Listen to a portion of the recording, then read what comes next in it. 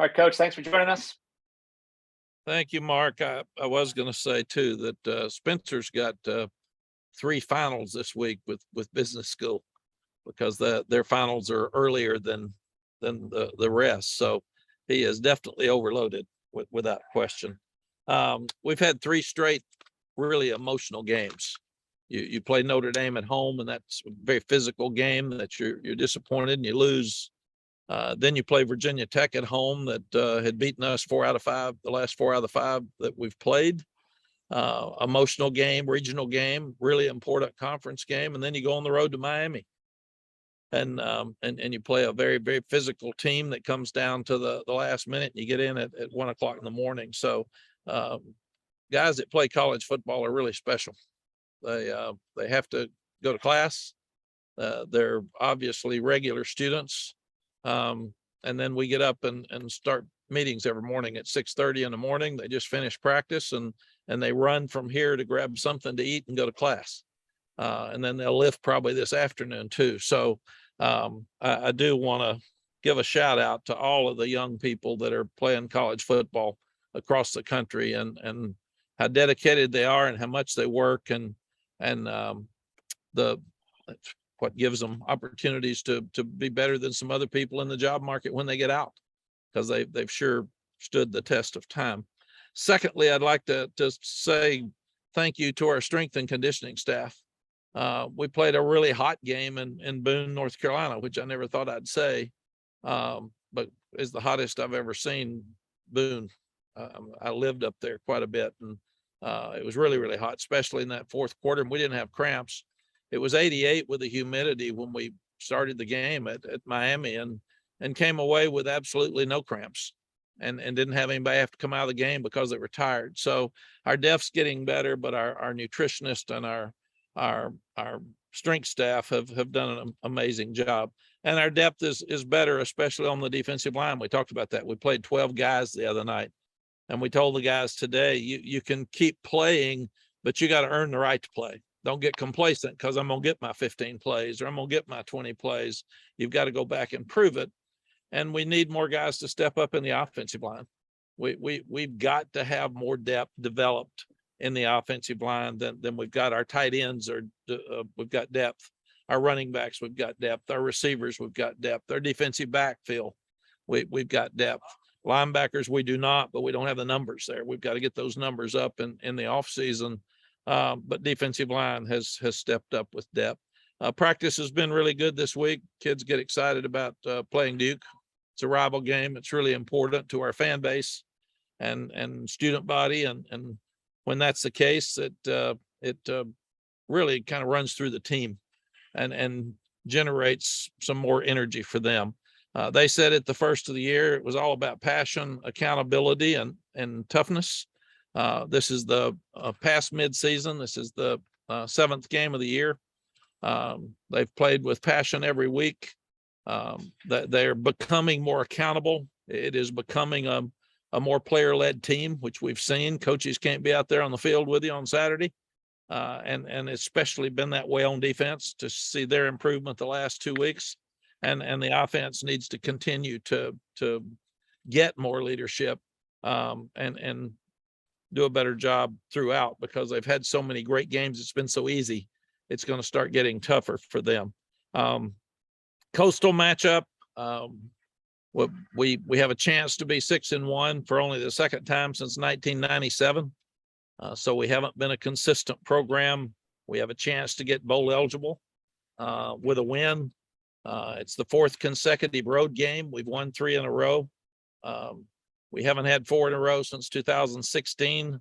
You play for the Victory Bell that started in 1948. So your supporters, your boosters, especially your older group of fans, love this game. This is the most exciting game of the year for a lot of them.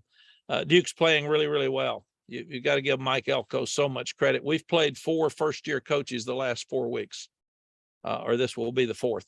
When you look at new coach at Notre Dame, new coach at Virginia Tech, new coach at Miami, and Mike's done a tremendous job. They did a good job with the transfer portal. I think they've got 6 transfers starting. but they've got good players, but they are playing hard. They're very well coached. They're forcing turnovers. They're tied for third in the ACC and 15th nationally in turnover margin. They've had 8 fumble recoveries. They're first in the ACC and second nationally in fumble recoveries. They're averaging 32 points a game, which is really, really good. And their quarterback, Riley Leonard's very impressive. He's big, he can run, he can throw, he makes good decisions. He's third in the league with completion percentage at 65%. But more importantly, they're only giving up 19.7 points per game, fourth in the ACC. And they're playing hard. They obviously know what to do. They're lined up right, but they are playing really, really hard. And that's such a credit to Mike. Our defense hasn't played near as consistent football as theirs. And they're dangerous on special teams. They had an 81-yard punt return against Georgia Tech for a touchdown last week. But I think you're seeing Mike's experience at academic schools. You're seeing the fact that he was an 18-year defensive coordinator and made a tremendous name for himself at Wake Forest, Notre Dame, and Texas A&M. And we coached against him and his defense in the Orange Bowl 2 years ago. So he's got a feel of what we do offensively, and our offensive staff has the same. They have a feel of what he does defensively. You go back to one more statement, and then I'll answer some questions. You go back to this rivalry from 2012 to 2018, Duke won 5 out of 7. David Cutcliffe did an unbelievable job. And the last 3 before we got here, 2016, 17, and 18, Duke won 3 in a row. So there's players on the team that have definitely had success over here, and their school and a lot of their staff know what it's like. So we're expecting a great crowd on Saturday night, and it should be a fun game. Questions? All right, Luciano, go ahead. Hey, Coach. I hope you're doing well, and thanks for your time. I'll take you back to those winning streaks you just mentioned. If I'm not mistaken, North Carolina has won 11 straight games against Duke with you as a coach. How important do you think that is leading into this game, especially now that they have a new head coach? I really don't think that that has anything to do with it. Each year is different. Each team is different. This team is different from our last year's team, and so forth. So I think one of the beauties of college football is year to year doesn't matter that much, but even week to week now doesn't seem to matter as much as it used to. So you've got to go out there and play your best and win every week. And both teams will be motivated. Both teams will be excited, and this is important to both schools. Thanks. Michael Coe, go ahead. Hey, Mack, both you and Phil were talking about on Monday just keeping Caleb Hood healthy. How much of that is, conditioning his body and eating right and getting sleep and all that, but how much of it is also just not having bad luck, I guess? Michael, I think with him, it's been bad luck. He ran the ball so much as a quarterback in high school, and he really didn't get hurt. And he's just been banged up here in so many different ways since he's been here. So he's got to have some better luck in his future. And going back to what Luciano was asking, you've coached in a lot of games in this rivalry. Looking back on it, is there one game or there are a couple games that you look back on and that's like the defining moment for you that defines this rivalry? Probably the one I remember the most is I just married Sally, and we were playing the last game of the year. And if we beat Duke, we went to the Peach Bowl in Atlanta. And if we lost to Duke, we went to Hawaii. And she knew nothing about football, but she loved Hawaii.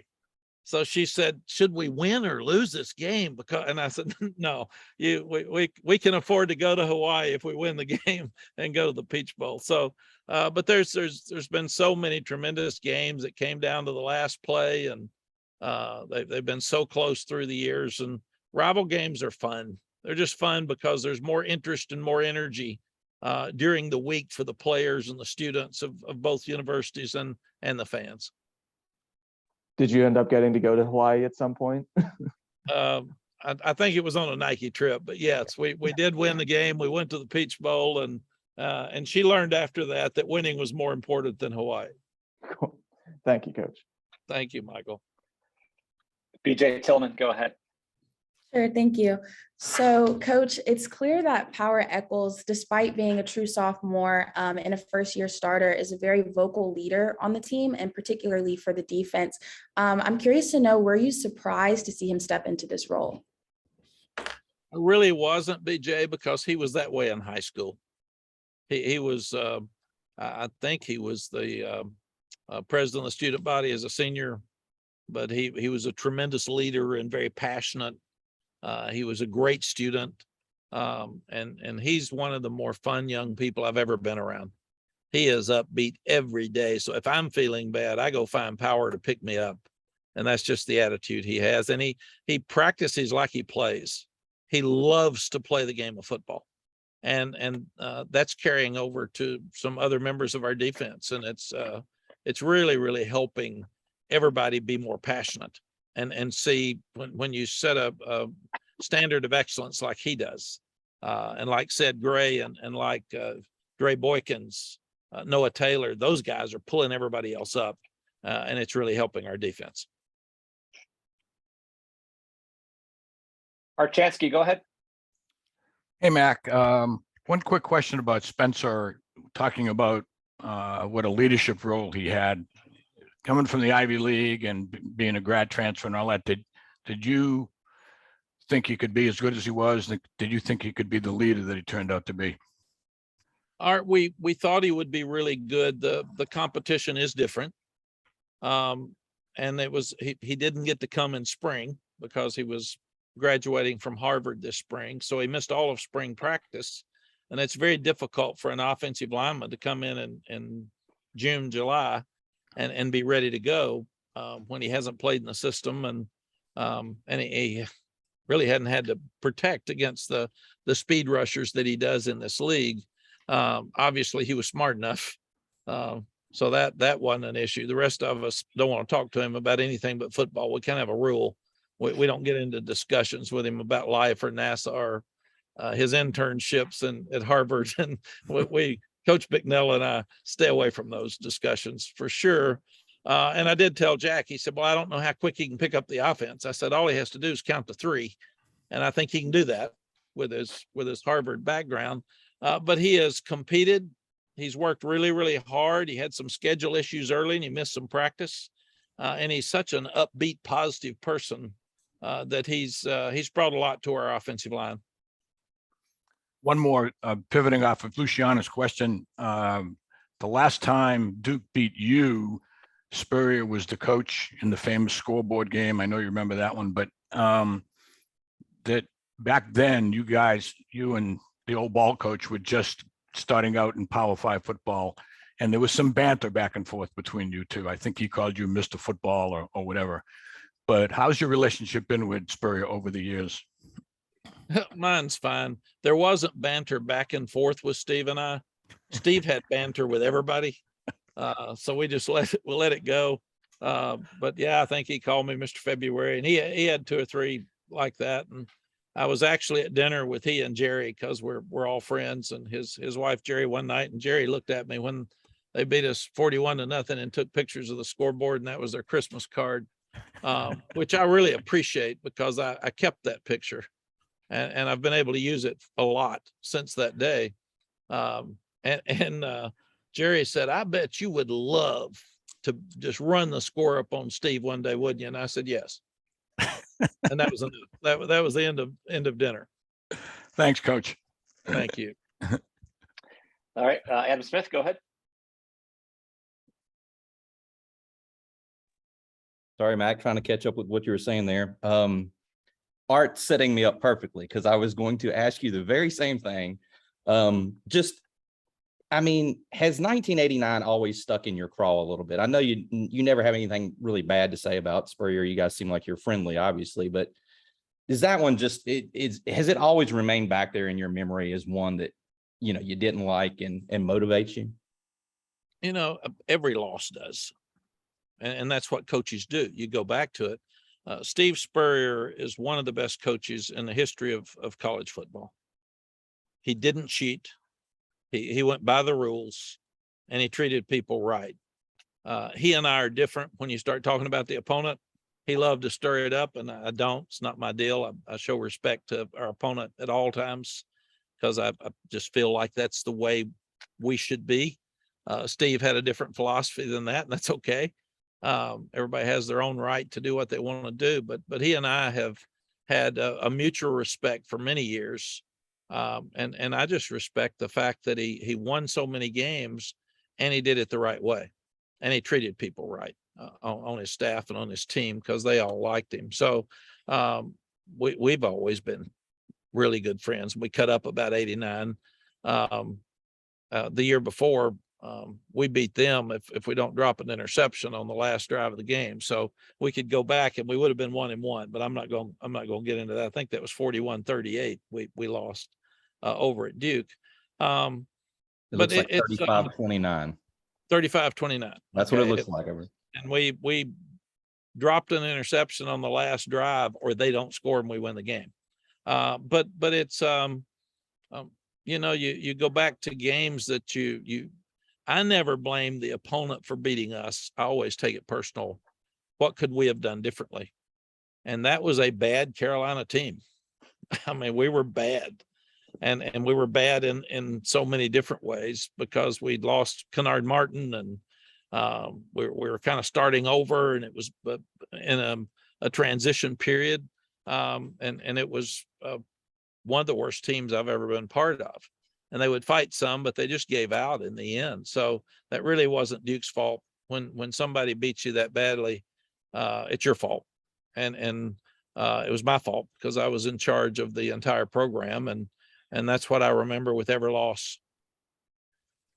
Some of the guys that we talked to, the players yesterday, obviously, and some of them mentioned that Kevin Donnelly seems to ring the bell a lot. Like, I don't know if did you commission that? Did you put him in charge of that? Did he ask your approval? How did that come about? Like, did you have to give the A-OK on that? Do you want him ringing the bell? Like, how does that shake out? Kevin brings an amazing amount of energy. We call it crazy, but good crazy. He's positive crazy, and he screams and shouts, and he walks into I saw the interviews, and some of the kids said that, he brings it all the time. Sometimes we don't appreciate it. That's at 6:30 in the morning when he walks in and he starts screaming at the meeting before we start. Hey, everybody ready to go? We're excited. And they're all looking at him like, I'm still asleep, man, leave me alone. But no, we have 8 guys on our staff that played here for me, and they're all passionate about Duke. I mean, the rivalry, they grew up with it.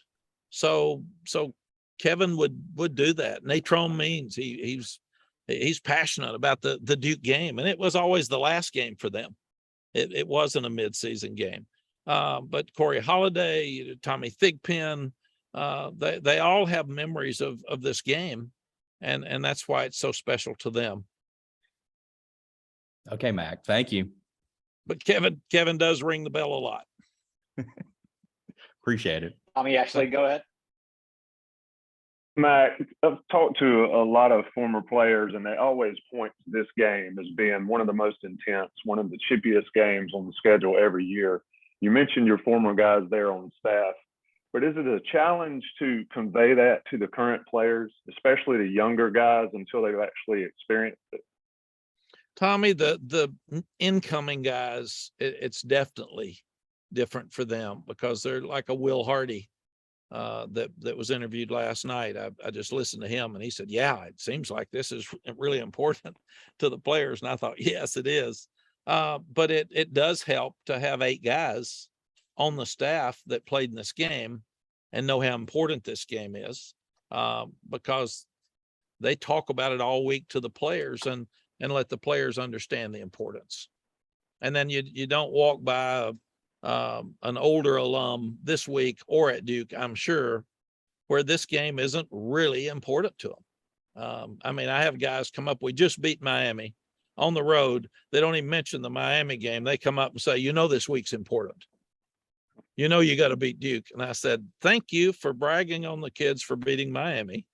give us a break here. But yes, I do know how important the Duke game is. As far as the game itself, coastal rival, you can get out to a big lead in the coastal. Is there a sense of, I mean, I know it's a week-to-week thing for every football team, but is there a sense that something's building? The more and more we win, the more important the next game becomes. Can you feel that within the building there?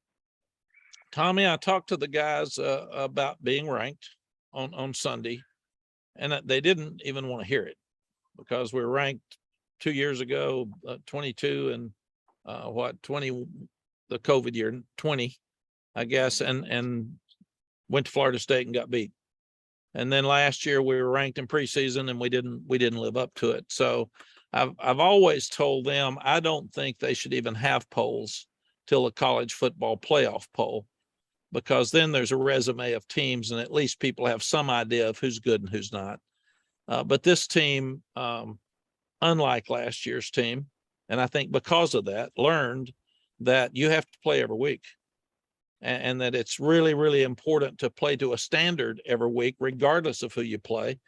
And then it's more fun when you play an Appalachian or you play a Duke, where all of the local people, your whole state is vested in the game and looking at it and talking about it, and that makes it more fun for the guys. Thanks, Mack. Thank you, Tommy.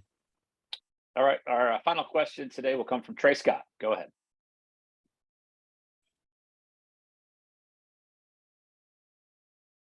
Trey, I think you're muted. There Sorry you about go. that, Coach. That's all right. Riley Leonard's been really good this year. How impressed have you been with him, and how hard is it to prepare against a guy that can beat you with his legs and his feet? I mean, legs Trey, and his... Yeah, Trey, he is really, really good. He's very impressive. And Pat Suttis, our general manager and pretty much recruiting coordinator, was very aware of Riley during high school and thought he was really good. And so we didn't have him in this area because he's from Alabama. But he is really, really good. He's big, he's strong, he can run, he makes good decisions. They've done a really good job with him and that offense. They don't give up sacks. They don't have tackles for loss. We've given up both. And he's hard to bring down. He can run, but he can throw, and he's really accurate, and he's big. He's big and he's strong. So once again, the ACC is full of great quarterbacks, and we'll have two of the best in the country in this game on Saturday night, and it should be fun to watch both. I agree. Thanks, Coach. Thank you. All right, Coach, thank you so much for your time. We really do appreciate it. Thank you all, and I will see you Saturday night.